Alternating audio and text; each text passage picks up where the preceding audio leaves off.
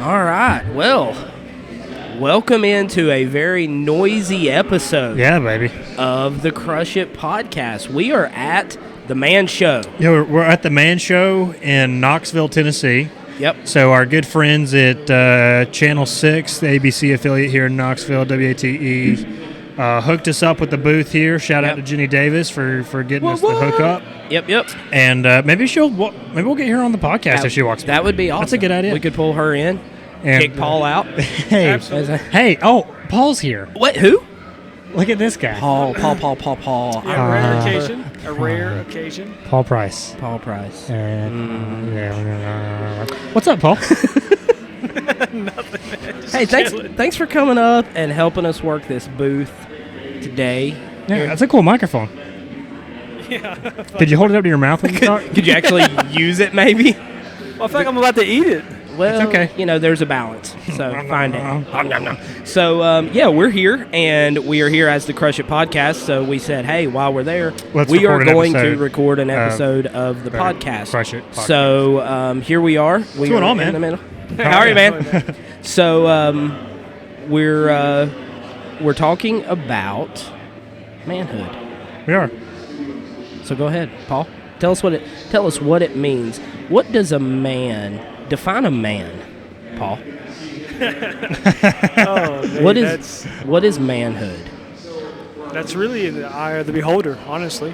Okay, you're the beholder. My Let's go. definition of a man, it's your stereotypical. This is a really bad answer. We'll come back to you. All right, so Matt. It is. It's hard for me to describe. Okay. I believe that. I do. I'm lost for words. Okay. So here, let's talk about this, Matt. Okay. Let's talk about the stereotypes around manhood. I just had a stroke when I said that. Are you okay? Let's talk about the stereotypes around manhood and how some of those are good. Yes. Can I go on record and say not all stereotypes are bad? Okay. And some stereotypes are needed. I think some stereotypes are a good thing. Yes. Okay. So we are at a show called The Man Show. What do we see around us? We see classic cars. Yep. Beard oil. Yep. A jacked up truck, a couple of Hondas, the Marine Corps, NASCAR, a IPA booth. Liquor cupcakes. Okay, that may not belong at the Man Show. but it's here. It's here. These are all, stereotypical man things, right? That they think men will be attracted to, and kind of right. Right, absolutely. And so I would agree with that. You wanted to go on record, so you were officially on record saying that some stereotypes are good. But we can also say a lot of those stereotypes, that there are some good stereotypes that have been twisted and turned and made bad with today's society. I would agree with that. Paul, we were talking about this right before the episode when we were talking about what we wanted to do this episode about. Toxic masculinity. How often do you hear that phrase come up these days? It's a popular topic. They want to downgrade how a man should be, make him, I guess, a little more feminine, for lack of better terms. I would agree with that. Yeah, I think it is. I think it's an accurate term. Yeah, I think it is making your men effeminate. Yep. But the thing is that we want to address is masculinity. I think there is. It's not dominant. Yeah, so, and we'll get to this. I do think there is a false version of masculinity that is toxic. That's not true masculinity. Right. That appears brutish and rough, but it's not really masculinity. But I think that the term masculinity is almost always associated with the prefix toxic when it's talked about today. I never really hear masculinity talked about unless it's in a negative connotation. Absolutely. And that's the thing. And going back to what Paul said, he said it's not dominance. It's not about being dominant. You can be manly, you can be masculine, and still be soft. Oh, of course. It's about having that balance of knowing when to stand up and when to sit down and have a conversation. There are times to stand your ground, to square your shoulders up. I just started a book on Audible by Jordan Peterson called The 12 Rules of Life. I listened to the first chapter of it yesterday. Jordan Peterson, the 12. pretty popular book, right? Yes, absolutely. Yeah. Absolutely. I'm kind of embarrassed that I haven't read it yet. Sure. It's seems like everyone's read it. Yeah. I haven't read it either. I need to check it out. So far, it's long. Now, it's long because this dude is deep. Right. He is smart. He's got a lot that he digs into. But this first chapter, he starts talking about squaring your shoulders up, and he uses lobsters and how lobsters establish their dominance and how they square their shoulders up and they don't back down. And there's an element of that as a man that is important for us to have some things that we are willing to square our shoulders up and not back down on, and make sure that we don't, for lack of a better term, this is a buzzword now, but we don't compromise on, but we can't get so strong on that we're not willing to be gentle enough to have conversations. One thing that my dad, who's dead now, is he? Yeah, he's dead. Huh. Wow. So, but something that he used to say all the time was that the second that authority can't be questioned, you're no longer authority. You are at that point a dictator. Yes. And if you are not willing to be questioned, sit down and answer those questions, then you're not being a man. You're being a dictator. So there's two sides to that. Yes, and I think that the extreme where... Was that your second stroke?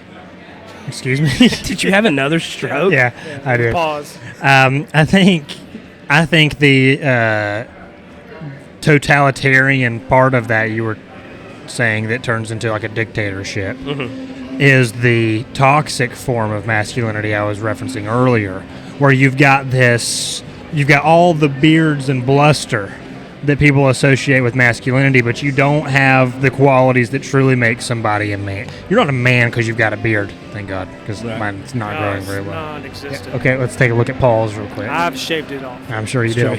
He's not trying. You are. You are trying very hard, actually. As I was saying, you're not. That's not. They make oil for that. That doesn't. I did. I bought some actually from the Man brand over there. That's not what makes you a man, right? Right. When I think about the qualities that make someone manly, yeah, it's character. It is. It's about who you are, not when you're in front of somebody putting on a show as a big bad man. Listen. And the greatest example of this, honestly, and I'll get spiritual here, was the Lord. Absolutely. He was very meek, right? But he was not weak. He dropped the hammer when he needed to. Right? Absolutely. He was. Don't mistake his meekness for weakness. He was calm. He was collected.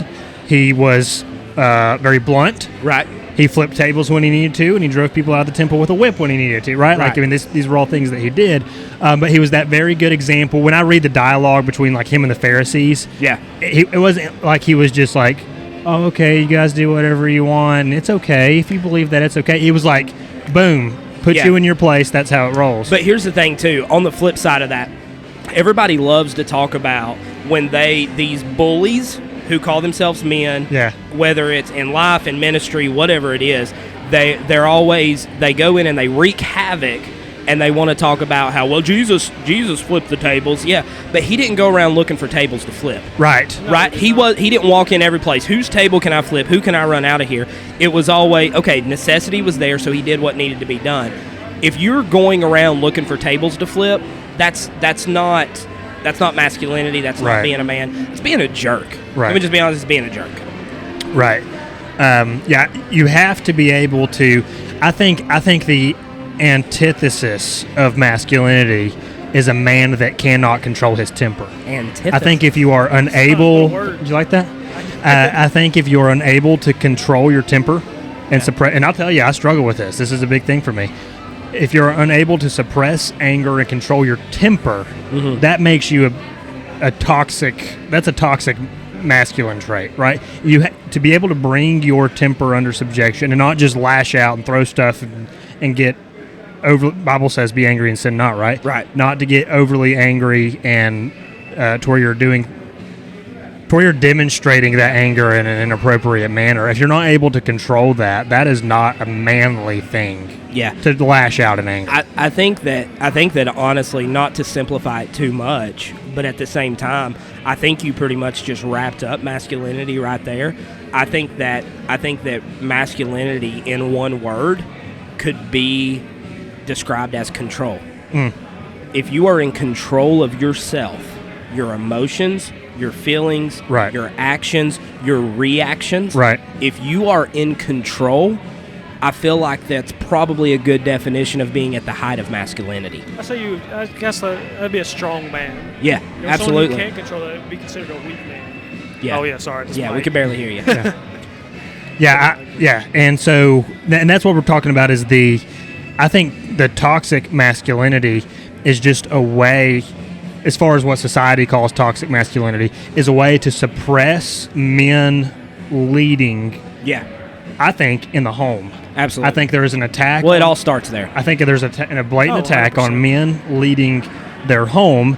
And when a man makes a decision for his family, when a man disciplines his kids, he's a dictator is what's classified nowadays. When the man's the breadwinner and the wife stays home with the kids, even if that was a mutual agreement, it's seen as, that's toxic masculinity. Yeah. Right there. And there's no, and I don't want to, sound like an old fart or anything, Sure. but I think there's a lot of truth in the fact that if you look at most of your most famous, if you look at your sitcoms and everything today, they make it out to where the man is an idiot. The dad is an idiot. Mr. Glenn Jacobs is in the house. There he is. Walking by now. See if we can get Glenn Jacobs on the podcast. Kane just walked by our table. There we go. The man. Did you know he was a pro wrestler? He absolutely did, yes. Yes, as he stands in all. Yeah. He's the mayor of the great city of Knoxville, kicking Tennessee. butt in Knoxville, Tennessee. Love that guy to death. But yeah, all of society is pushing for it to be a mindset of the man's an idiot. For sure. Right. And that's moving into business, it's moving into government, it's moving into the military, and it's making us weak as a society. And it's either the man's an idiot or the man is absent. How many kids? I can't tell you how many kids' cartoons and movies I feel like I have to filter through with my kids because it seems like there's this push to show dad's not around, single mom.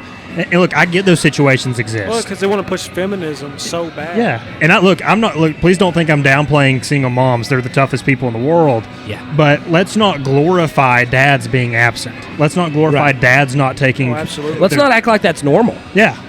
Or should ever be accepted as normal. Right. Let's not act like dad's place is to lead in the home. Yeah. Oh, I could not agree more with you. I mean, that's just the way. My family's that way. My wife wants to be home, so I let her be home. It's not, I say, you're going to stay at home, and that's what you're going to do because of my religion. Right. I just feel that's what I should do. I should be the breadwinner. I should lead the family. And, of course, we have discussions on some topics. But, again, They push it so bad that if you are doing those things, then it's a problem, and the society needs to fix it. Right. It's like someone who is like that. The rest of society looks at them as they're always a dictator or they're a narcissist or of some sort. You know what I'm saying? Like they put him as the bad guy because he's at home with his he's leading his family and his wife's at home and he must be in control. Right. He has control over everything. And that's not the case. I'd say 90% of the time, in those situations, And I think people know that. I think they recognize it, and I think they willingly suppress the knowledge of the truth. There is a natural order that fits, right? And it's dad being the spiritual leader, which can we qualify that? Dad being the leader of his home does not mean that the wife is below him. Right. Okay? Or that she's behind him. It means she's beside him, right? Yeah. Leading your home does not mean that you are stepping on your children or that you're stepping on your wife. It means you are maybe stepping on the kids. I don't you're kicking them around. I don't know. But it means you lead with your wife beside you, right? You make decisions together, and the majority of the time you probably agree. But the thing is that at the end of the day, I believe that a man has to answer to God for how he leads his home, for how he leads his family. Yep. So it's his responsibility to make sure that he does it well. And that's a natural thing. I think that is a natural thing. I think people know that's a natural thing. And when they try to make that look toxic, they're doing it out of a willingness to suppress the knowledge of the truth. Oh, I mean, I agree with that 100%. But I also think they make it out like the jobs that you consider to be a man. You know what I'm saying? Like a construction worker or in the military, some jobs like that. Sure. For instance, some things I believe, this is my personal belief, take it how you want to, but there's just some things a man is supposed to do. I agree. There's some jobs a woman don't really have a place for. Not saying they're not as strong or as intelligent or could even do the job. Sure. There are just some things that are just, okay, that's a man's job. And one thing that I think is killing us is instead of people understanding, men were built for some jobs, women were built for some jobs. And I don't mean physically. I'm just saying physically as well, but not just physically. Instead of being offended by that, why aren't we celebrating that? Absolutely. That's what I'm saying. It's not a bad thing. Can I go on record? I know I've said this multiple times, but my wife right now, she is raising 3 kids, homeschooling the older 2. She has a 2-year-old, and she's choosing to work from home right now to create some extra income, okay? Let me tell you something. I, Matt Davis, could not do what she does every day. Dude. I would kill my children. Dude. I would be in hospital. I love them to death. Love them to death. Absolutely. I would give my life for them, but I would take theirs if I was with them all the time. Look, and people want to... I'm not built for it. They want to cast this negative light on stay-at-home moms. Oh, you just want to give birth to... you want to give birth to... Why are we making light of... That's a hard job. A superpower. You can literally birth a living human out of... I can't do that. Can you do that? Nope. Why would we make light of that? Why would that's like a... Why would we make that out to be like it's a negative thing? Right. Or a lesser thing? Right. And here's what irks me. Here's the thing that irks me. This is how I know that it is a targeted attack on the home, is that there's all of this screaming, that too, all this screaming about equality and equity, which are 2 different things, and maybe we should do an episode on that one day. There's all this screaming about that, and it's usually targeted at all these rich men in these corporate positions, the men CEOs. There's a disproportionate amount of men CEOs to women CEOs, and yada, yada, yada, and blah, blah, blah. And that's all fine and good, but nobody's talking about the disproportionate number of brick masons that are men versus women, or trench diggers that are men versus women, or sewer cleaners that are men versus women. No, they want the ease. I hate to use the word the ease. The glory. It's the glory. Why are they not lining up to clean out storm drains? Right. Or to lay brick? Because they're better than that. And that is great. Because I agree with that. Because that's a man's job. I totally agree with that. But it shows the flaw in that thinking. Absolutely. It shows that it's nothing more than a targeted attack. You want to talk about flaws in that? Okay. Let's say you get in an argument with a lady and she walks by here and it turns into a fight and you bust her up the side of the head. Right. What's going to make the news? Man hit a woman. And there's a microphone that we actually gave you. In the background, Paul's like, a man hit a woman. Come back, Paul. Don't go towards the light. But that's the thing. If when the Titanic was going down, who got the boats first? Right. The women and children. Of course. Here's the thing. That's okay. That's the way it should be. But like you said, it's lopsided. Right? Yeah, when it was suggested. It's like my man Mason over here. A little lopsided. a little lopsided, a little less manly than the others. Yeah, absolutely. When it suggested that women sign up for the selective service, be eligible for the draft, there was a large public outcry. Do not send our daughters to war. Do not draft our daughters. But they want equality. But they want equality, right? Right. But that is that. And look, I'm not belittling women in the service. I thank God for women in the service and for the sacrifices they've made for this country. Absolutely. But that sounded so bad. But there's they have their place. But I know what you mean. There's a difference between a woman volunteering to go in our country drafting our daughters, right? Like that is not right. Right. It is not right, and it was obviously unnatural, and that's why there was such an outcry against it. And we do want to, because everything we're saying is 100% correct. We stand by it.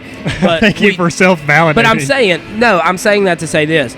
We do want to qualify what we're saying here, and we do want to put a disclaimer out. This is in no way or any form or fashion demeaning our girls or saying that they have to have a man to survive. Right. I'm raising my daughters that, hey, if God puts a man in your life and y'all can do life together, great. Mm-hmm. but you don't need a man. Right. Okay? And a lot of people may disagree with that, and that's perfectly fine. But I'm raising my daughters. You don't need a man. You can I do agree this. with that 100%. If it works and you and a man can live your life together and make each other better and stronger, absolutely do it.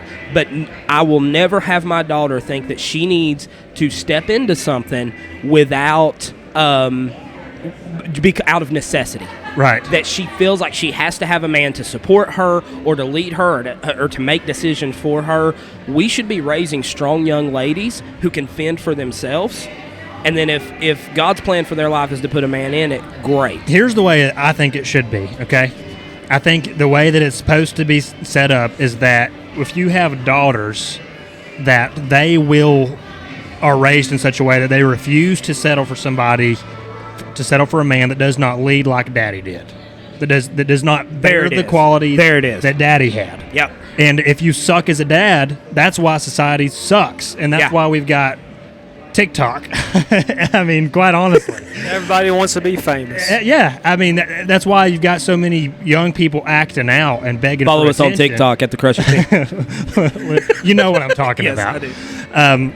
But that's why that stuff exists, because there's no example. When Dad is absent from the home, there is no example for what your husband should be or what kind of mate your daughter should find. Well, a man is supposed to be a leader. I mean, that's in you. Right. I mean, that's just the way it's got to be. Not that they got to lead you, like, guide you on everything your decision-wise, but when I think of a man, a definition is a leader.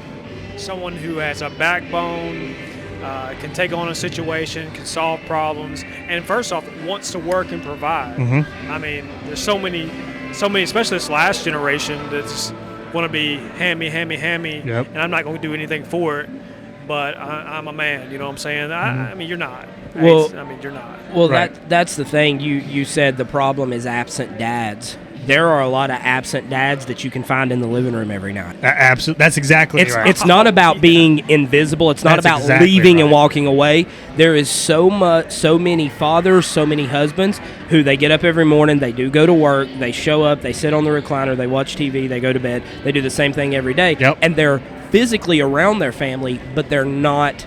They're absent. Yeah, I was sitting on and this was a wake up call for me. And it proved exactly what you just said. I was sitting on the couch with my kids the other day, and they wanted to watch a movie. And I was doing something on my phone while we're sitting there on the couch. And Emmeline looks up at me, and she goes, "Get off your phone while we're watching the movie." And it wasn't... Yes, ma'am.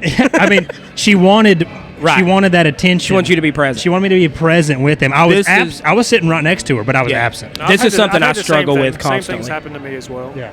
Because for us, the type of people we are, we're driven. We've got goals. We're always my mind is always somewhere else, right? For sure. And that's something that I have to figure out a way to control. Right. Because when I'm spending time with my family, they deserve to have me. I agree. Right. 100% you. Yeah, and so I want to back up real quick and hit something that you said. You're not raising your daughters to need a man, right? Right. And I agree with that totally. They don't have to go and find a man. If they don't, then that's fine.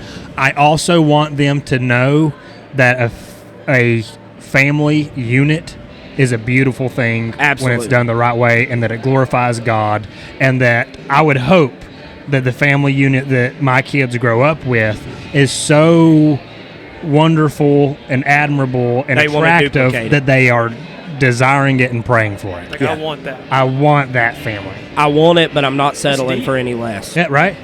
To me, that is manhood. If you raise your kids to want that, then you did a good job. You're a man, and you raised your kids well. You led your family well. That to me is manhood. It's not smacking the kids around and making the wife be barefoot in the kitchen and cooking and cleaning and doing all that stuff. Go make me a sandwich. We'll take a sandwich. I'll take a sandwich. Heavy mayo, please. But I'm not sure. But I'm thinking that maybe we just solved masculinity. Did we solve it? Did that just happen? Did we solve it? Right here at the Man Show? I think we did. Absolutely. Yeah, so we did it. Yeah. What else do you people want from us? Right. Yeah, I mean, that essentially that we were just laying out our position. I agree. And let's hit this real quick before we sign off. Yeah. On the flip side of that, and we briefly touched on this, there is a form of masculinity, and I'm doing quotations for everyone that's not watching. Oh, yeah. That is absolutely toxic. Oh, 100%. And you can be this rough, burly, strong, quote-unquote masculine-looking guy and be the farthest thing from a man. Am I wrong, Paul? Oh, you're absolutely correct, man. I mean, really is. I mean, there's a line to be drawn to the gray area, sort of like where it's okay. Now you've gone this way, and I mean, we just sort of discuss it, in all variations here. But I mean, there is a line between being a man and then just being. I mean, really, it is a dictator. Right. I mean, you go from being a man to a dictator. That's the flip side. Most of the time, you can take the tater off the end. So, get it? He said, "Ha, get it." I forget what I was about to say. Okay. But I did want to highlight that. We are not just advocating for men to be burly and Oh, I remember what I was going to say. And rough and that be you should be gentle. I mean, to that, that's the balance. Right. Is knowing. Look, when, I like a manly thing, Yeah. right? Like I like shooting guns and but I also like playing Barbies riding with my Humvees. daughter, so. Sure. And I know how to play Barbies with my daughter. Absolutely. I also won't let my son play with Barbies. That's Can we 'cause talk you have about that? issues. Yeah. No, I won't. Look, let me start. Let's park right here. Hold on, before you go on that thought. Let's park right here. I don't mind my kids playing together, but I don't want my son playing with Barbies by himself. Like he's gonna know that's not normal. If you're playing with your sister, that's one thing. But boys play with trucks and guns, and they roll around in the dirt. I feel like Matt's got like a huge statement right here. No, I don't know. I mean, I'll be straight up. I don't know how I feel about that. I think it Honest is, to God, look, I don't. And let me qualify it though. Okay. I think that as he gets older, it is my responsibility to teach him how to be gentle. What if he has daughters one day? He has to know how to play with his daughter like I play with mine. I love playing dolls with my daughter, right? I'm not above that. But right now, he's 4. And he doesn't need to learn how to be soft and play dolls with his daughter. He needs to learn how to be a hero and how to be manly and how to play with swords and slay dragons and shoot guns and be rough. I'm going to be with you on that. I still don't know where I stand on the line there, sort of. As he grows, that evolves. So he enters in different areas of training as he grows. The only thing I can really think about, the word that keeps coming to mind is balance. And to say I know where exactly that balance is, I don't yet. Because I think here's it's the thing. natural. Let me just speak from experience with my son Abishai. He's 9 years old. Sure. He has always been a very sensitive individual. Sure. Right? Like I'll smack him around, but hey, man up a little bit. Right. Man up a little bit. Right. Man up a little bit. Right? He's just that type. At 2, 3, 4 years old, and my wife's gonna kill me for saying this, but I was like, yeah, he's gonna kiss dudes. Like, that's where I was. Like, because it was like, oh my gosh. I'm like, I'm worried about my kid here. He's 9 years old. He's still that sensitive, one of the most caring, loving individuals in the world. Will play any and everything with his sisters. Sure. But he's a little man now. He has developed into the man lives and breathes baseball. And you know why? He's willing to be tough. It's just the influence of the I've watched. I was going to say it's because Matt was there. If you had been absent, then it was your responsibility to mold him and to nurture his sensitivity, but mold him. In my concern during those early years, where I was like, okay, all right, I'm going to have an issue with this dude. Sure. I never could bring myself to just like there were things that I would draw a line at. But I didn't go around slapping Barbies out of his hand if he had one. If his sister wasn't in the room and he was in there, I didn't drop the hammer on him and tell him, boys don't do that crap. Okay. I did. I do that. I did, and that's fine. Yeah. That's fine. And I don't know where that balance is. Sure. So that's where I'm saying I don't know if I can jump on board with you yet. Okay. I don't think you're wrong. Sure. That's fine. But I don't know exactly where I'm at. Yeah. Well, because my question for you, though, on that is how do you explain it to him? Like, what's your reason? Like, when you take it from him, for example, because I let my little boy, 2 years old, he'll play with him. Eat the mic. With it. Yeah, I'm sorry. And I figured if I slap it out of his hand or yank it from him, well, he's so young that he doesn't really understand that. What he's really doing. So let me qualify. And is it going to push him further in? No. Let me qualify that. That's what I'm getting at. I don't actually smack anything out of his hand. Okay, I was being facetious. Right. What I would do if I would see him playing with something like that is come and play with him. Hey, let's play trucks. Hey, let's play guns. Okay, let's play cops and robbers. I like you're that. redirecting. Yeah, I'm not actually smacking and yanking anything out of his hand like he did something wrong. Okay. And punishing him. Okay. I have a question. Okay. I have a question. Your daughter. Okay. If she wants to play with his hammer and screwdriver kit. Sure. How you feel about that? It's different. It's certainly different. I think it's 100% different. It's totally okay. Okay. I would not care. I do not care as much for her to play with those things as I do, because there are plenty of things that are neutral, but that boys are going to gravitate towards. But there are things that are definitively effeminate. Okay, and that is an easier line for a boy to cross than it is for a girl to cross. I agree with that because using a hammer and a screwdriver, I feel a woman should have that skill. I agree. Right. Yeah, I was asking you because I know where I'm at on it. Like my daughter will know how to change tires. She'll know how to. She's not going to have to depend on AAA or some rando to change her tire. Here's my question, okay? And I don't know the answer to this. I'm literally thinking this through as we're talking about it. Why are we okay with our women being masculine, but not our men being feminine? I don't think it makes your women masculine. I don't think knowing how to change a tire. Okay, for example, we can nitpick individual things, but as a whole, we are okay, and I think I'm on board with this. I'm just asking why. Why am I on board with this? I want to go on record and say okay. I'm not okay with it. I think that there are plenty of things that are neutral, but name a masculine thing that you would say, I don't want my daughter doing that. Wrestling. What could she do? I would want my daughter is extremely masculine then. I mean, like her brother nonstop. No, that's fine when they're playing at the house. I'm talking about like on a team. I wouldn't want that. I'm with you on that. I wouldn't want that. I would think that's too far. Her wrestling other women? I don't. Yeah, I wouldn't want it. I don't think. Interesting. I'm not with pushing the narrative of making things that are masculine towards women. I'm 100% with Mason on there are just some things that are just neutral across the board that you can't identify as feminine, right, and you can't identify as masculine. That just you should know as just being a human being. You know what I'm saying? Just some capabilities, abilities. You should just know. And I go back to the tire changing or fixing a doorknob or changing a light bulb. Yep. I feel those are just. I agree with that. Like cooking, cooking, for example. Right. I don't feel like that's just a woman. Can I say this? I think if a woman knows how to do that, and she should, then that's great. I think if a boy doesn't know how to do it, that's an effeminate quality. I can agree with that, but here's where I'm at. I'm with you. If your boy can't change his tire, it's effeminate quality. Oh yeah, there's something missing. Here's where I'm at. Here's where I was really going with these questions because I legit don't know. Sure. But we have to deduct from everything we've just talked about that a young man growing up has to be very aware and very concerned about not being feminine, and a young lady can just do whatever she wants as she's growing up. No, absolutely not. I just said the exact opposite. I'm saying a girl can decide she wants to learn how to change a light bulb. She don't have to think, is this being too masculine? Okay. A boy has to think, am I being too feminine? Yes.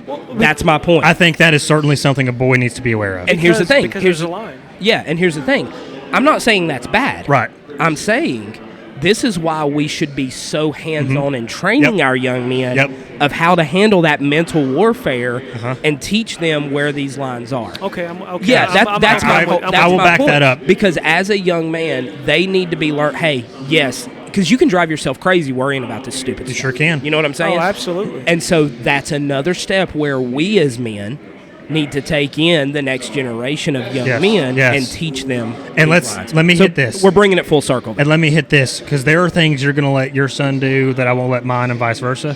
There's things you'll let your daughter do, or I'll let mine do that you won't let yours do, and vice versa. Right. The chances of me being right and you being wrong, or you being right and me being wrong, doesn't really matter. Yeah. Right? And I don't think any of us are probably 100% right or 100% wrong on the standards that we apply to our kids. Correct. And this is where that religion gets messed up, is when when a pastor or a religious leader has a personal set of standards and he preaches those to his congregation as doctrine. Right.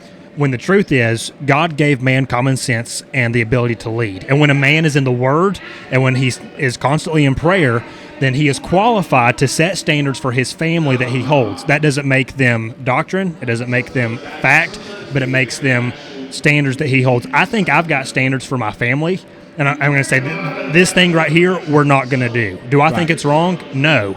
But 3 steps further than that, I think might be wrong. So to play it safe, we're not going to cross this line. That way there's no gray areas. Yes. You are the pastor of your home. Yes. You are the spiritual leader of your home. I took nothing from my childhood. I mean, absolutely. We don't have time to dig into That's that. another episode. But to go back, you see what I'm saying? Yes, you can't, 100%. I can't say that I don't want my daughter to wrestle and tell you that it's wrong for your daughter to wrestle. That's just a 100%. line that I... Absolutely. And if more people would just respect that, Sure. We'd be a whole lot better Instead off. of trying to parenting someone else's kids, you know what I'm saying? Like, oh, your kid is wrong. My way I raised mine is absolutely the 100%. That was a right really way. cool way to say the exact same thing Mason just did. I'll just reiterate. Punch him real quick right now. No, just reiterate. Right I'm sorry. It was just too easy. No, it was just too easy. I think it's a really important thing to notate because I think you get in a whole nother world of trouble when you start enforcing your personal standards on other people. 100%. So as we're wrapping this up, to bring it back to where we just kind of ran a really awesome trail. That was we pretty always awesome. do that. We always do. Podcast. But basically, what we were wrapping up to was the fact that if you, and this goes with anything, any type of authority or position, if you have to go around beating your chest claiming you're a like man. That guy I just saw walk across the way. Literally beating his chest. That's hilarious.